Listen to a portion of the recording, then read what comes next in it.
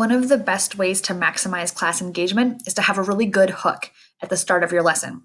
So if you think about the way students come into your class and the way it starts off, that can set the tone for the rest of your lesson. So having a really good hook to link students to the lesson and hook them in can help you get engagement and ownership throughout the lesson. So the first part of this I want to talk about is using image or music. Music and imagery is processed faster by students, even students who have had a background of trauma or who might be more reluctant learners. They can process these images and music faster than written questions.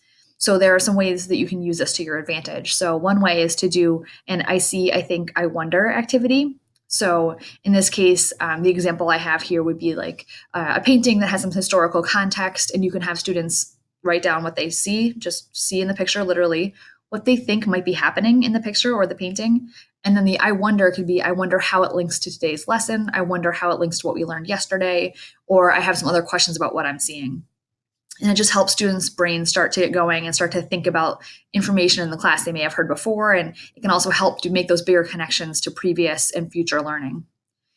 The next piece I've used before, the what scene is this activity, I had used some orchestral music from Romeo and Juliet, and I picked two portions that were very different, and I played them each for the students, and we talked about where they might be in the play. So what scene do you think this is in the play, and what is it representing, and why do you think that? So the music tempo, the whether it's really deep notes, really high pitched, whether it sounds happy, whether it sounds angry, all of these are ways for students to interact with the music and therefore interact with the play.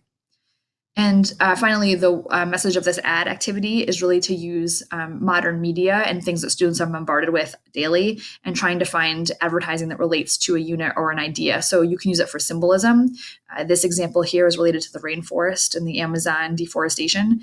And so you can relate it to a science unit. There's a lot of opportunities to use advertising to help students interact with topics. Secondly, you can do things like conceptual questions or puzzles.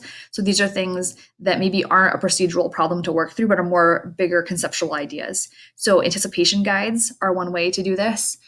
So having students answer questions that can just be things like, do you think it's more important to be loyal to your friends or to your family? That's a question that you could use as an anticipation guide question before Romeo and Juliet. And it's things like that that don't seem related to the text necessarily, but actually are related to some of the overarching themes and ideas. Also, things like card sorts are really helpful here. So as far as like puzzles, you can have matching things or card sorts where you have to match cards with certain categories. You can even give students a bunch of cards and have them decide what categories they would split these cards into. So there's some examples here based on different subjects. One of the ones recently that occurred to me was using it for an enduring issues activity. The new Global Regents really is asking students to be able to categorize information they've learned in class into these enduring issue kind of subheadings. So this could be a good way to review and to use that information to help students prepare for the exam. And finally, things like daily dedications or mantras are ways you can really hook students in and make them buy into the class a little bit. It can also be a really good way to build community in your classroom and to build an area of trust for students where they know they're safe. So things like call and response mantras or things like weekly inspirations. I heard a teacher at a school in Massachusetts talk about this, where they would students would bring in a picture of a family member or a peer or a celebrity even, and they would have 15 to 30 seconds just to talk about person who inspired them, why they inspired them this week, and why this is inspiring them to work hard in school for this week. You can also do things like have students bring in a song or a poem, and they can share in pairs or with the whole class for 3 to 5 minutes, just to get class off on the right foot and talk about things that are inspiring and making them want to work hard. So linking their work in school to a bigger, broader idea that might encourage them can be helpful to hook students in.